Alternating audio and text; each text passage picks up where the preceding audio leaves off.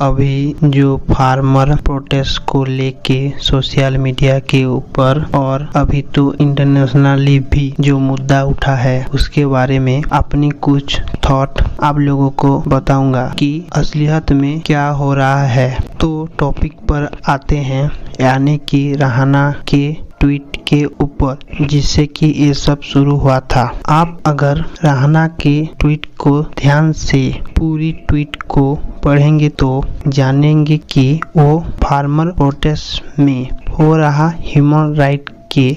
उल्लंघन के ऊपर था, लेकिन बाद में उसको कुछ लोगों के द्वारा फार्मर प्रोटेस्ट के ऊपर डाइवर्ट कर दिया गया था। ये सब हुआ क्योंकि पहले आप जब कोई ट्वीट को पढ़ते हैं तो रहाना जी ने जो हैशटैग दिया था उनको देखा, यानी कि hashtag farmer protest in India, और था यानी कि जो आर्टिकल उन्होंने शेयर किया था, इसको देख के सबको लगा कि ये फार्मर प्रोटेस्ट के ऊपर ट्वीट है, लेकिन वो असल में था फार्मर प्रोटेस्ट में हो रहे ह्यूमन राइट की उल्लंघन के ऊपर। आप लोगों को मुझ पे विश्वास नहीं है तो जाके ट्वीट को एक बार पढ़ के देखिए और फिर मुझे नीचे कमेंट करिए। इसके बाद कुछ इंटरनेशनल सेलिब्रिटी ने जब ट्वीट किया, उन लोगों ने सीधा सीधा फार्मर प्रोटेस्ट के ऊपर ट्वीट कर दिया, जिससे कि ये सारा मुद्दा बना और आज एक बड़ा मुद्दा हो गया है जिसमें कि सारे लोग बात कर रहे हैं, लेकिन उसकी मेन पॉइंट को कोई भी हाईलाइट नहीं कर रहा है। वो सेलिब्रिटी को सपोर्ट कर रहा है तो कोई सरकार को सपोर्ट कर रहा है,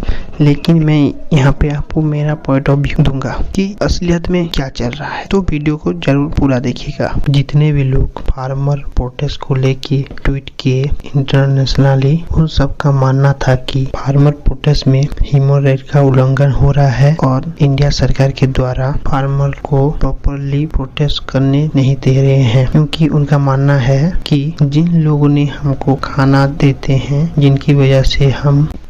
लोगों की वजह से आज हम खाना पा रहे हैं, उन लोगों के साथ ऐसा बर्ताव करना बिल्कुल भी अच्छा नहीं है, जो कि मैं भी पूरी तरीके से सहमत हूँ कि ऐसा बर्ताव करना ठीक नहीं है। लेकिन वो लोग सिचुएशन को ठीक तरीके से नहीं समझ रहे हैं कि सरकार किस परिस्थिति में ऐसा कदम ले कि जिन लोगों के द्वारा देशवासियों का पेट पल रहा है, उन लोगों के ऊपर ऐसा एक्शन लिया गया। तो 26 जनवरी को कुछ ऐसा हुआ, हमारे भारत देश की सुरक्षा प्रणाली के ऊपर एक सवाल खड़ा कर दिया। वो क्या हुआ सब जानते हैं। तो सरकार किन परिस्थिति में ऐसा हुआ उसके ऊपर अपनी जांच कर रही थी, तभी फिर कुछ ऐसा हुआ जो कि फिर भारत की सुरक्षा प्रणाली के ऊपर सवाल खड़ा कर इजराइल एम्बासी के ऊपर बमबारी। तो ये सब जब हो रहा था तो एक तरफ सरकार 26 जनवरी को जो हुआ उसके ऊपर काम कर रहे थे कि ये किन हालत में हुआ, किसकी गलती थी कि ऐसा कुछ भारत के ऐसे एक महत्वपूर्ण दिन में हो गया। तो उसके ऊपर सरकार अपने सब विश्वसनीय सूत्रों से पता लगाया, तब इजराइल एम्बासी पे ऐसा अटैक हुआ कि जिससे कि सरकार के ऊपर एक इंटरनेशनल भी दबाव पड़ा कि भारत अपनी सुरक्षा देख नहीं सकता।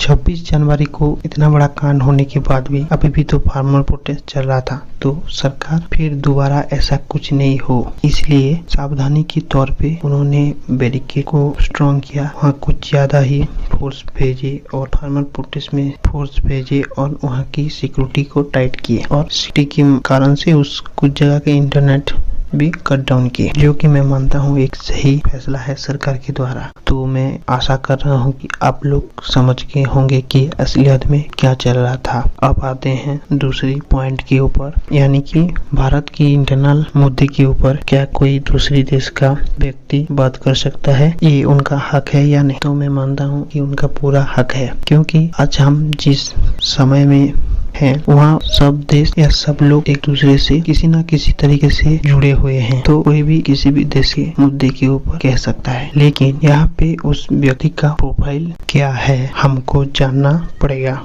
अगर उस इंसान ने स्टार्टिंग से ही किसी भी देश में कुछ गलत हो रहा है और उसके ऊपर आवाज उठाया है हमेशा, तो बाकी किसी भी देश में कुछ भी हो रहा है तो कहने का हक है, क्योंकि वो उस बुरी चीज के खिलाफ पहले से ही लड़ते आ रहा है और आगे भी उसको उस चीज के खिलाफ लड़ाई जारी रखने की पूरी अधिकार है। ये नहीं कि सिलेक्टिव देशों के ऊपर अपनी नाराजगी दिखाने के लिए या अपनी पावर को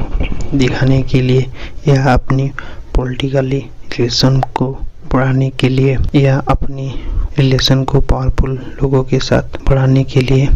सिलेक्टिव टॉपिक के ऊपर सिलेक्टिव देश के लिए ट्वीट करना या कुछ भी कहना मैं नहीं मानता हूँ कि ठीक है, यह उनका ये अधिकार है। और इसके बाहर में कुछ भी आप लोगों को एक्सप्लेनेशन नहीं देना चाहूँगा, क्योंकि आप समझदार तो होंगे कि मैं क्या कहना चाह रहा हूँ, आप समझ गए होंगे। तो वीडियो अच्छा लगा है तो वीडियो को लाइक कीजिए, शेयर कीजिए और सब्सक्राइब करिए चैनल को सही और थॉटफुल वीडियो देखने के लिए।